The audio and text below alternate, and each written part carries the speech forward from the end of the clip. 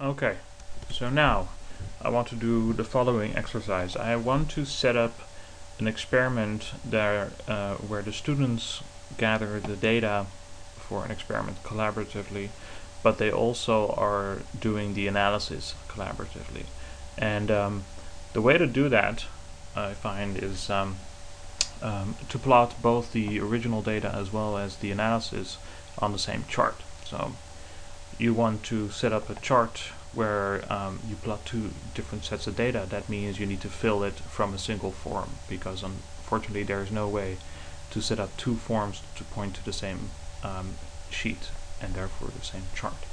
So the way I've set it up here is like this. So in the first series of just gathering data and doing the experiment, we have our students run some time, and then we have other students record the distance covered as a function of time, and then while they're recording this data, they'll enter data in these two fields, then skip these, hit submit.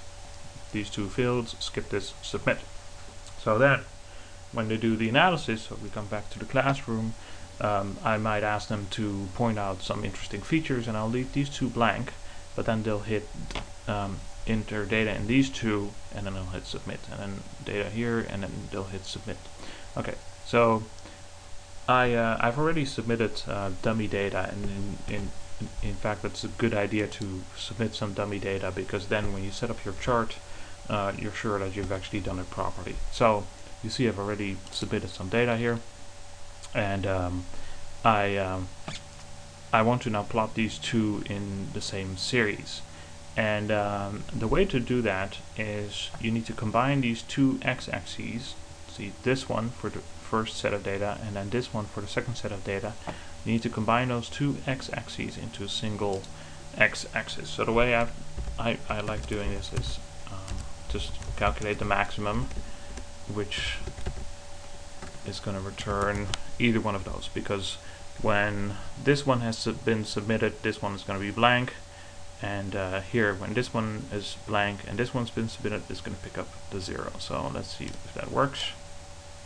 Yeah, so you see it picked up the first set, and then when the first set became blank, it picked up the 0 from here. Okay, and then I want to copy here, so distance run, I want to copy the distance covered and the distance stopped. I want to call this distance stopped. Okay, now I'm going to copy this.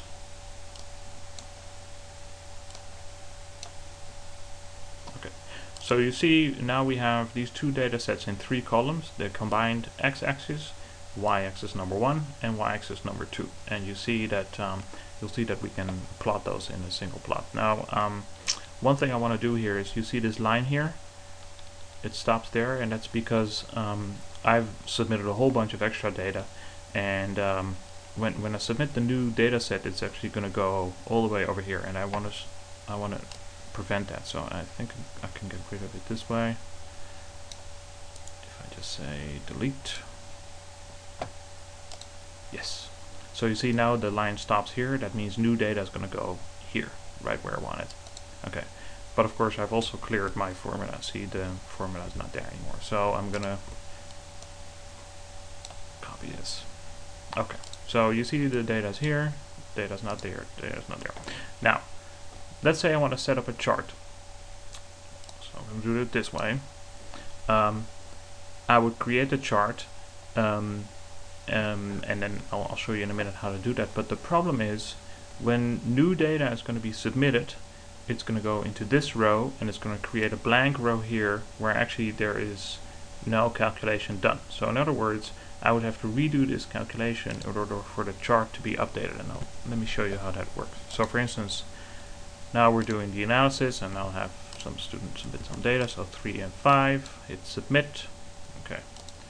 Now, you see the 3 and the 5, they did go underneath here, which is where we wanted it, but you see this one is now blank, which means it is not picking up this time in this combined time column. It's not picking this distance up in this one either. So what we need to do is we need to set up a scratch pad where it's going to make a copy of the data. And and I'm going to call this scratch. And in the first array formula, in the first cell on the top, I'm going to put a reference to the whole sheet. So sheet 1, not exactly the whole sheet, only the columns that I want. So I want columns B through E. So what this is going to do is it's going to make a copy of columns B through E, and it's not going to put it in just A1, but it's actually going to spread it out over all the columns and the rows that it needs. So it's going to take some time. Aha, okay, now you see you actually have a copy of that data. And now we need to again combine these two in the same manner, so I'm going to create a third sheet, and I'm going to call this, let's call this sheet for plot, rename for plot. Okay, so here I'm going to put the maximum of, now it's important, take the scratch data, not the sheet data, scratch data, because otherwise you're going to have to deal with those empty columns. Okay, so I want, okay, this one, comma, and move to the right, close parentheses, equals.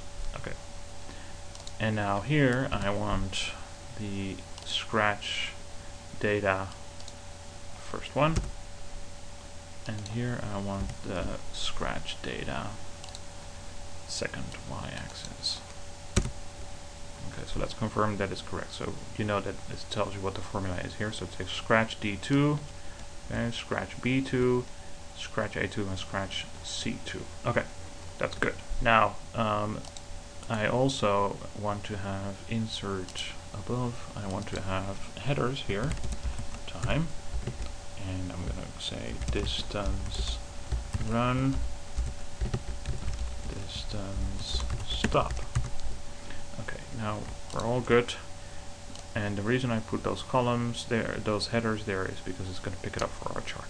Okay, so I anticipate we won't need more than 46 data points. Okay, so you see it has done the calculation that we want, and now I'm going to submit data. See, this is the one I just submitted, 3.5. I'm going to submit data, and I'm going to show you that. Go back to our site. So let's say we also have 6, 6 and 10. Good. Alright, so you see, this is the new data set. 6, 10. No empty row, and it actually has picked it up. So this is what we can use as a basis for our plot. Okay. To set up the plot, we highlight these 3 columns, and then we say insert our chart. And you see those 3 columns contain 2 series, right? 1 common X, Y1, Y2. Insert chart. Okay. Now I don't want the line plot, I want actually the X and Y scatter plot. See, it has actually picked up the data. Now you see distance run and distance stop, those 2 labels, they appear in the legend because they are the first entries on top of that column, and this thing, row 1 as headers, is checked. If I uncheck that, you see the legend disappears. Okay, but I want it on. Okay, so the other thing I want to do is I want to customize the chart, and I want to display labels. So yeah, labels for the axis. So axis, the horizontal axis, I want to put time in seconds, and then the vertical I want to put distance in meters. I'm going to say insert. Okay, and now I'm going to move this to its own sheet so it's clear. So it's chart 1. Okay, we're all good. Now I'm going to go back to the site and insert that chart. Edit the page, hit here, insert the chart, okay, 25 meter dash, and I want to exclude the border, and I want to exclude the title because it's going to take up space, and I'm reducing the width as well as the height. It's going to be 300 by 300. It's going to be tiny. And then I hit save. Okay. And you can give it more space so those labels, those legends show up. Okay, so now let's run through how this experiment goes. So let's say we have students entering data. So I'm going to ask them, okay, indicate all the times and distances when the students were standing still. So some students have already submitted this one, like 3, 5, 6, 10. So another student submits 9, 15. Submit. Now some other students are not quite clear on what it is that you asked them to do, so they're going to put 3, 14, or maybe they're having trouble reading the chart. They misread the 9 and then they think that that point is on 14. Okay. Or, you know, they just do something really silly. 3, 21, 3, 32, and submit. Okay, so now when you've gathered enough responses from your students, and you can check this because you can keep an eye on this spreadsheet. Let's go back to the plot. Okay, you see, well, you know, we've got, let's see, 1, 2, 3, 4, 5, 6, 7 answers so far. Okay, so let's have a look at the plot. So I'm gonna hit refresh.